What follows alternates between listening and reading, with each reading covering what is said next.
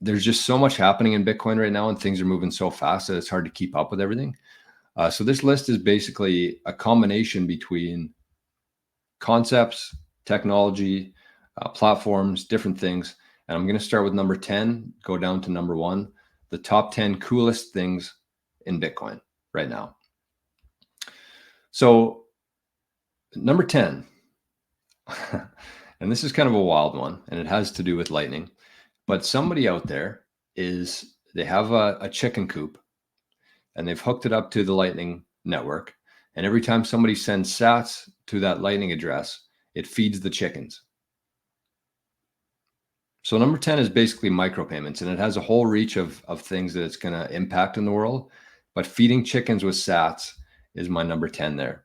So, and it's going to actually tie back to number 1 in a way, and you'll kind of see why.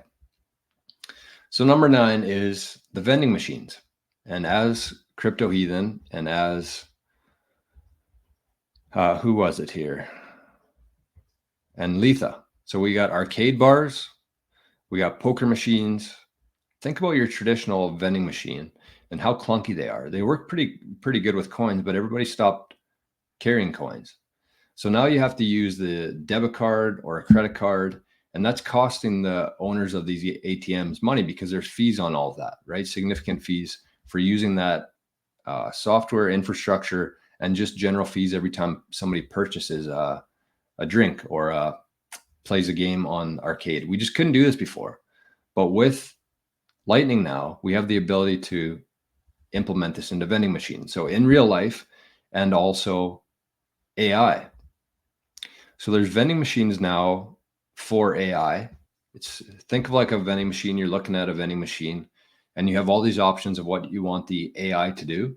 And so let's say you wanted to summarize something for you. Let's say you have a 60-minute video. You want it summarized by the AI. You click that. It tells you how many sats it is, and you pay with Lightning. Or you want a logo generated. You find that on your vending machine. You click that. This is obviously on computer, not in real life. But you click that. It tells you how many sats it would cost based on your prompt, based on what you want, and you pay that with Lightning. So the vending machines, both in real life and virtually using AI bots, are going to be powered by Bitcoin.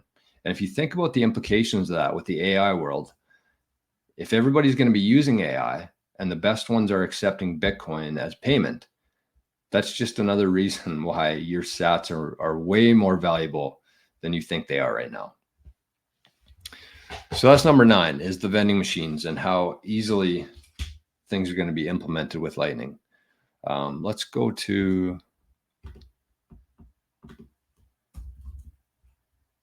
there we go.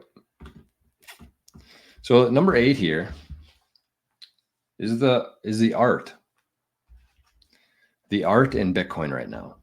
And I'm definitely not an art connoisseur. I don't really have any art other than some Tiger Woods pictures in my house. But the one thing about Bitcoin, and this applies to art, this applies to architecture, it seems like Bitcoiners have a much longer term vision of everything here. And they're creating really good products, and people are willing to pay more for that. Instead of just like, I feel like we moved in from, 100,000 years ago, not 100,000, but 1,000 years ago. If you think about the art that came from that time era, very well done, worth a lot of money now. And we moved into a world, the fiat world, where you can go to Winners or you can go to Walmart and you can buy art for $10 or $20. And that's what people are filling their houses with, is this bullshit. A million copies of it, very high production. It's not art. It's just bullshit is what it is. And so with Bitcoin, and it's the same with houses, everything's built so cheaply now and shitty that houses are lasting a fraction of what they did 100 years ago. So we're kind of moving back into this world of long-term views, low time preference, really high quality work, and it costs a little bit more. But I want to show you this guy. His name's Madex. And like I said, I don't have any of this art. I don't have, I'd rather just keep my sats right now. But at the same time, like, okay, here's a video. 1 Bitcoin for 1 physical painting. So look at the time, the effort, everything that's going into this piece of art right here. And this just shows like kind of how Bitcoiners think, how Bitcoiners, like, look at that. What's he doing with the dirt bike? Is he shooting paint at it? Or did I miss that? Anyway, so let's just, I want to show you another one here. This is for Zeus, a painting he made for Zeus. 1 of 1. And here's another one. 1 of 1 created by a 1 of 1. I think that's the video that we just watched, but that's the finished product of it. So to me, that's just so cool. And I don't have any interest in art. And it's maybe just because of the time period that I grew up in where this didn't really exist before. But like Bitcoiners and artists within Bitcoin are creating and building such amazing things. And so Matex is just one of the examples of that. He actually works for Bull Bitcoin as well. He's their creative designer for Bull Bitcoin here in Canada. So I want to give him a shout out, and I want to just, that's number 8 is the art within Bitcoin and the longevity of art and infrastructure and architecture that's going to come from Bitcoin. Number 7 is Wavelake / Zap.stream. And I know we had some issues with Zap.stream today, but like I said, in the 2 months or whatever, how long I've been using it, it's been awesome. And so we have now technologies like Wavelake, like Zap.stream, who are much more in favor of the creators. And Wavelake is basically the Bitcoin alternative to Spotify. Zap.stream is basically the Bitcoin alternative to YouTube. And so if you look at Spotify and you look at YouTube and how shitty they treat their creators on there compared to a value for value type thing like Wavelake and Zap.stream, there's just so many barriers and hoops and bullshit to jump through if you actually want to get paid from Spotify or YouTube. Whereas with Wavelake, if you uploaded a song today and people liked it, they could start sending you Bitcoin through Lightning, through Zaps. And Zap.stream as well. You don't have to get 1,000 subscribers. You don't have to get 4,000 viewing hours watched. All you have to do is set up a channel. And if people like what you're talking about, they can send you Bitcoin instantly using those 2 platforms. So that's number 7, Wavelake and Zap.stream. Number 6 isn't a product or anything, but it's the opportunity in Bitcoin right now.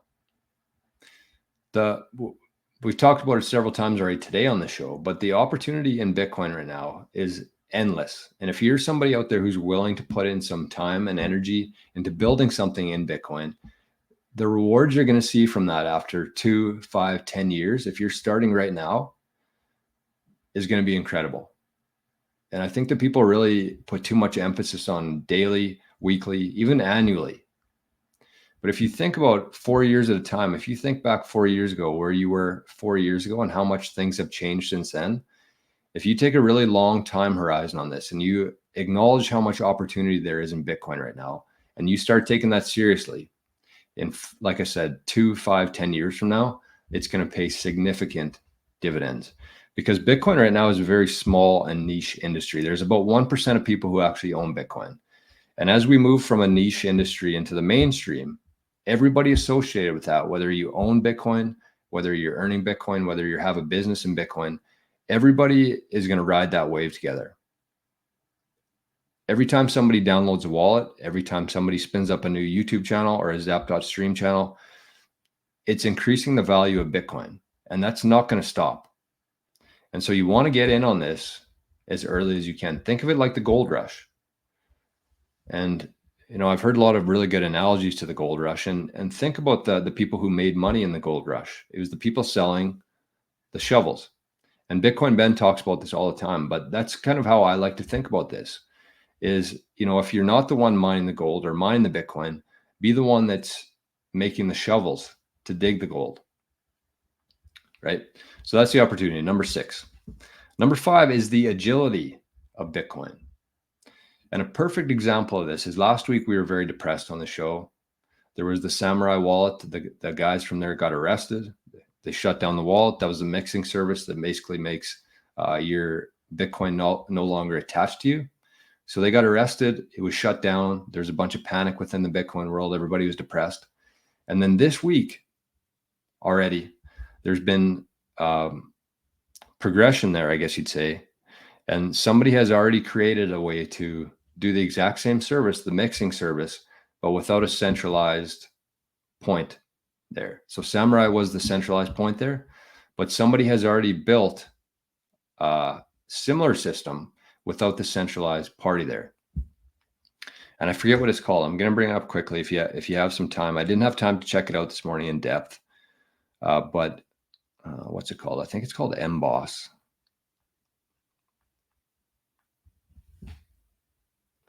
MBOSS? Yes. No. Embassy. So it says MSB. MSB. Should have had a better name. Construct CoinJoin transactions without a central coordinator. So they're testing it out right now. They're in the early stages of it. They're making sure that everything runs properly. And then they're going to start updating it against attacks and testing it that way. So the agility within Bitcoin is that happened in 1 week. Samurai Wallet was shut down. And within 1 week, this MSB CoinJoin was created. So the agility here, everybody's kind of working on their own, but everybody's working and building together.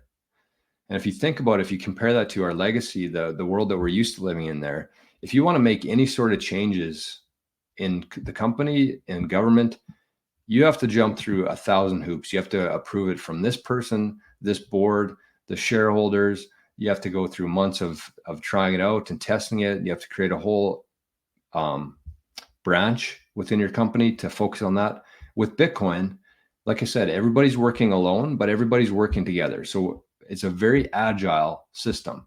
And every time Bitcoin gets attacked, within a week or a month, there's a way around for it, and people build a way around for it. So it's very agile. And I think that that's going to be very important as we move into the next phase here of government clampdowns, is being able to be agile and just find solutions to things that didn't exist before. So that's number 5, the agility of Bitcoin. Number 4 is Fountain. Fountain's a competitor to Spotify and Apple Podcasts. So it has all your favorite podcasts on there. You can go on there, you can create an account, and you can instantly that day start earning Bitcoin. So Fountain's kind of the example that I wanted to use there, but also think about Fold, think about Lolly, think about ShakePay, think about Club Solitaire or Club Bitcoin, whatever it is, where you can earn sats. Those are things that you can be doing right now with hardly any work. You just turn on a podcast and you start streaming sats. And if you believe in what I'm talking about here in terms of how valuable sats are going to be in the future, it's an absolute no-brainer. And these things won't be around for very much longer. 10 years ago, you could have went onto a website, Bitcoin Faucet, and if you put in your wallet address, they would send you 1 Bitcoin.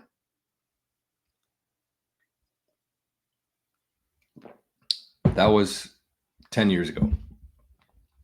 You log into a website, you enter your Bitcoin address, and they send you 1 Bitcoin.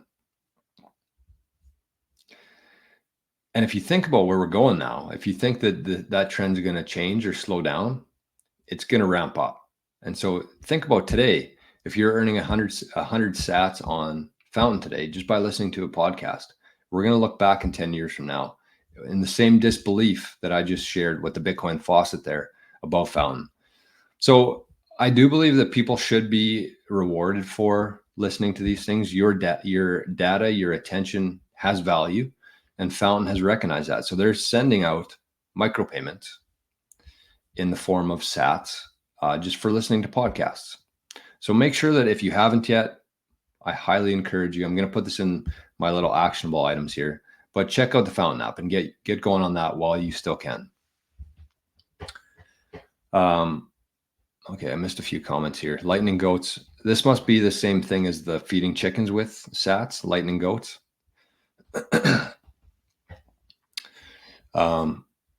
AD says if drone wars pop off, it'll be a resource war. Whoever makes the most drones wins.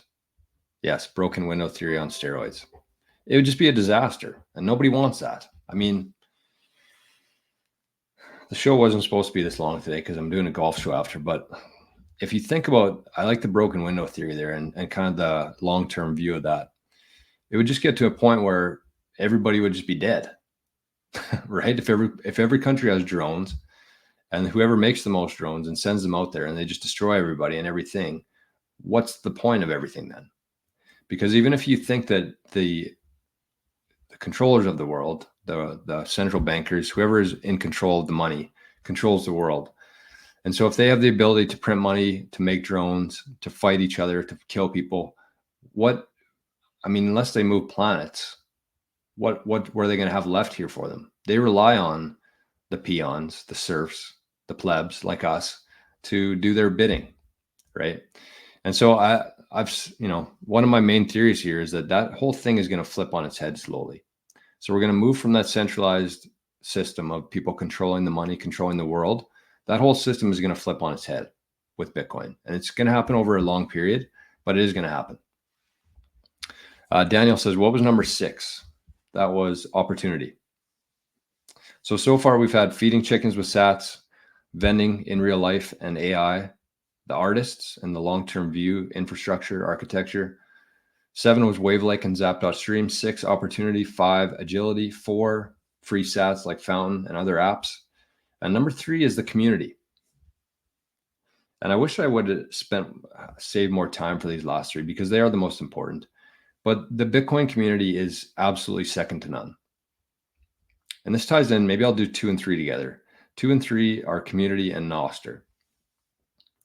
And people get into Bitcoin for the number go up, the NGU, the phrase I learned last week.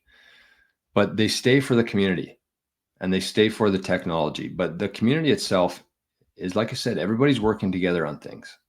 It's a very different dynamic than the fiat world where everybody's in a rat race. Everybody's fighting against each other to climb the ladder. Everybody's backstabbing each other. In the Bitcoin community, everybody's working together. Everybody's pushing their boundaries, pushing their limits for a common goal of bringing Bitcoin to the world, to making Bitcoin the standard for the world and getting back to a world where things are fair and actually pegged to something that's fixed. So everybody's working together. And when you have a community that's working together, it's a very different dynamic than what we're used to. And Nostr is a big part of that. I think that a lot of people are still sleeping on Nostr, even though I talk about it every day on the show. I think that there's still people out there who hear the word Nostr and they're immediately turned off because it's unfamiliar to them. But if you get onto Nostr and you start looking into the Bitcoin community and interacting and asking questions and helping people, you'll see exactly what I'm talking about. And Nostr is kind of the gateway to that. And even with our living in the future community that we have going there, I've been blown away with how much people are willing to help, people are willing to share, and how many good ideas that people have and how knowledgeable people are. And so that's just a very micro community within this whole scope of things. But we're going to build some really cool things in that group because everybody's working together. Everybody wants to help each other. And everybody's taking a very long-term view of what that looks like. So that's 2 and 3. And the last one here, number 1, coolest thing about Bitcoin, coolest thing in Bitcoin is the freedom. It's permissionless. It's unconfiscatable. And those 2 things alone are key to unlocking an abundant future. Permissionless and unconfiscatable. So let me, instead of explaining what that all means, let me actually walk you through a scenario here. And this is how I'm going to end the show today. So that's a lie. I got some actionable items here. But this is how I'll end this segment. Think about this journey here. You set up a Nostr account. You get on there. And you either start posting things that you find valuable, that other people find valuable, or you start contracting work through Nostr. And so all of a sudden you have this wallet. You have Wallet Satoshi on your phone. You could download that without anybody's permission. Nobody knows it's connected to you. You download this app and you start earning sats on Nostr. So you're helping people, or you're working for people, or you're just putting out good posts, good information, and people are sending you Bitcoin in return for that. So all of a sudden you build up this little balance, and let's say you get 100,000 sats over a couple months. And that continues because you built a presence on there. You have a community growing, and people will, if you're adding value, people are going to send value back. So that whole process there of getting a wallet, of earning sats, and then all of a sudden you can start spending those sats on your life. So there's different countries where this is much more prevalent, obviously, but think about what you can buy with Bitcoin now. And so that whole process there of working, instead of going through the traditional rails of like signing up for an account, putting in your driver's license, putting in all your information, that Bitcoin's tied to you forever. This other option of actually earning sats and being able to use those sats, whether that's buying gift cards on something like Bitrefill, paying for gas with that, there is a full route here, a full path to sovereignty. And I really don't think that enough people are talking about that path. Everybody's so focused on the price going up. Everybody's so focused on converting their fiat into Bitcoin, which is good, obviously. Think of that as like your savings, though. You should be positioning yourself today to start earning sats, because once you start earning sats that are not attached to you, let's say that you did a job for somebody in Texas. They send you sats. You never put your name into anything. You have those sats now, and you can use those sats to spend on a t-shirt, honey, beef. You can buy gift cards with it on Bitrefill without putting in your information. You can buy things on Amazon with that. You can buy gas with that. You can buy groceries. So all of a sudden you start earning this currency that nobody knows that you have.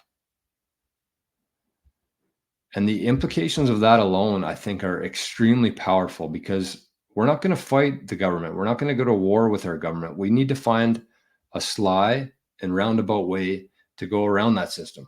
And like I said, I think that too many people are focused on the price of converting fiat into Bitcoin instead of finding ways to earn Bitcoin and just going around that whole system, because there's structures in place now, there's systems in place that allow for that. And so here's another thing, and this is why I wanted to tie it back to the feeding chickens. So let's say that there's a farmer in your area and he has all these chickens. He implements something similar into his chicken coop, and all of a sudden he has like 30 customers in the area. Every week they send him 10,000 sats to pay for the feed for the chickens. And then every week, if they pay their sats, they come pick up eggs. So you're earning sats. You're somebody within your local community is producing chickens and eggs. You're earning sats. You're spending those sats. You're getting food for it, and nobody knows that that's happening there. That full circle there, that economy is happening without anybody else knowing about it. So the implications of that, nobody else knowing about it, are very deep. So there you go. I think that there'll be many things like that. Feeding chickens is just kind of one example, and kind of a silly example to start with. But I do think that there's going to be economies and networks and communities that start forming that specifically run on Bitcoin. And that's the freedom aspect of it. So that's the top 10 list there. Shipcoin magazine lowered their reward for reading articles from 5 sats to 1. And probably in 5 years, they'll lower it from 1 sat to 100 microsats. It's just going to keep happening as we move forward here, as we move along. We're going to keep moving the decimal places. The sats are going to become more valuable, and the rewards are going to not dry up, but they're just going to be not the same as they are right now. It's the same as like if you were to buy Bitcoin in 10 years from now, you're going to be able to, but you're just going to get a whole lot less of it as compared to today. So that's my list. Top 10 things, coolest things about Bitcoin right now. Some actionable things that I would give to you, because this show is focused on actionable advice. But kind of the main thing here is start taking advantage of Fountain. Start taking advantage of other free rewards. If you value sats like I do, it's an absolute no-brainer to be doing this kind of stuff.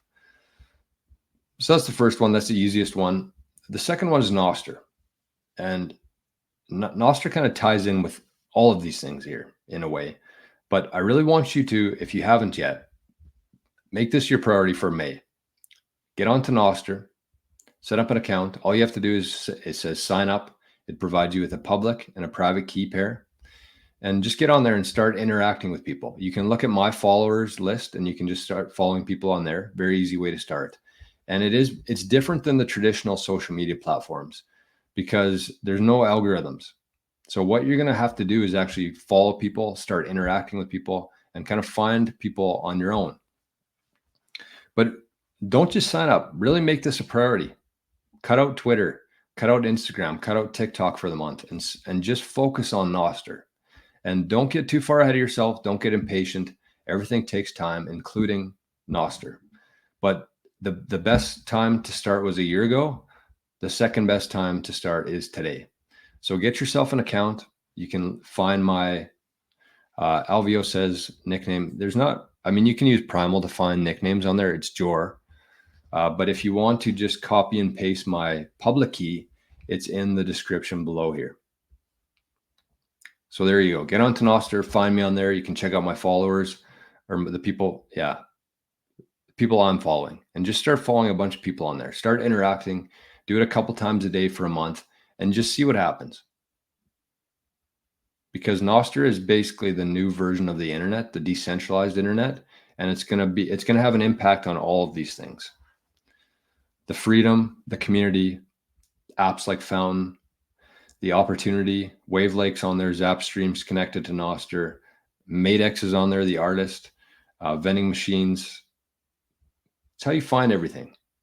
And once you realize how powerful the Bitcoin community is and how much you can get from it and give to it, you're going to change the way you do everything, I think, online. And that started for me. I hardly use anything other than Nostr now because I just don't want to.